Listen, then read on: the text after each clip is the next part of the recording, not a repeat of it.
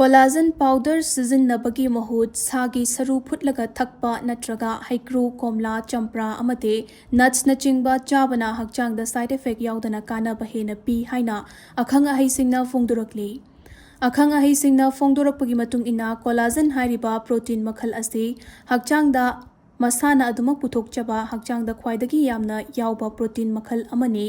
masina unsagi masak matau semba sam amade khujin mapangal kankhat hanba joint singda mapangal hap padanatana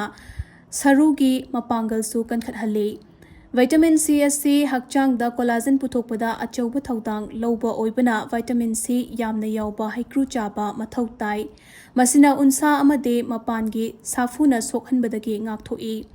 sagi saru matam kuina phutpa matamda sarudagi collagen ga loinana glycine amaji proline hairiba amino acid makhalasi thoi maramaduna samaru phutuna chabana hakchang da collagen puthokpada mateng pangi masina unsada hydration pibata natana elasticity su hengat hali nakalamromda champra komla mosambi amade pungthon chang naina chabana masida yauba vitamin C na hakchang da collagen puthokpada mateng pangduna unsa thot nauna leihanbata natana unsa khujin bagi chang su hantahali nuts singi manungda almond walnut maiden maru sesame seed amade numitlei maru chabana masida yauba vitamin E